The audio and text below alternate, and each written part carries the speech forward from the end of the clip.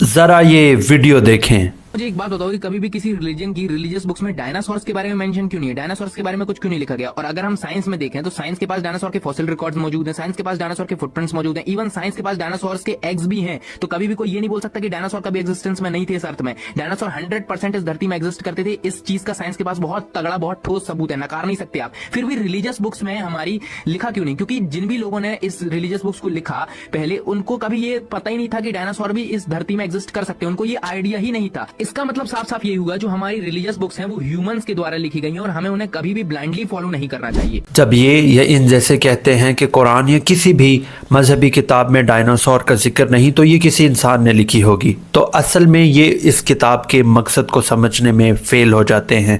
قرآن، Bible یا کوئی بھی اصل مذہبی کتاب سائنس کی انسائکلوپیڈیا نہیں، بلکہ یہ انسانیت کی رہنمائی، مورل اور اسپریچول گائیڈنس کے لیے اتاری گئی ہیں۔ ان کا فوکس یہ نہیں کہ زمین پر کون سا جانور کب آیا اور کب ختم ہو گیا، ان کا فوکس یہ ہے کہ انسان کیسے زندہ رہا، انصاف سے، رحم سے اور اپنے خدا کو پہچان کر۔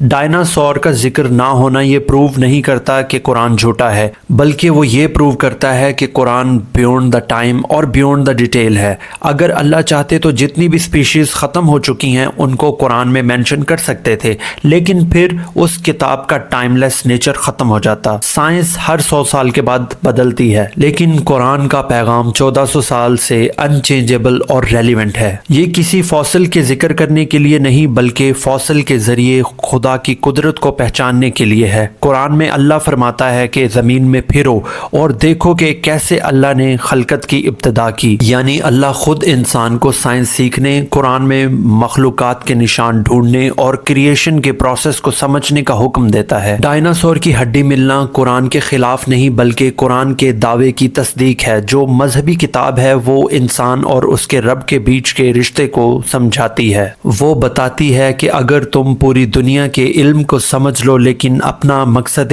حیات بھول جاؤ تو سب ہی بیکار ہے۔ لیکن ڈائناسور آئے رہے اور مٹ گئے، لیکن قرآن کا پیغام اب بھی زندہ ہے۔ کیوں؟ کیونکہ وہ کریشن نہیں بلکہ کریٹر کے بارے میں بات کرتا ہے۔ چاہے ایتھیسٹ ہو یا بلیور، اگر دل سے سوچو گے تو سمجھو گے کہ فوسل میٹر نہیں کرتا، ڈائریکشن میٹر کرتی ہے۔ قرآن ہدایت کی کتاب ہے، میوزیم کا ریکارڈ نہیں۔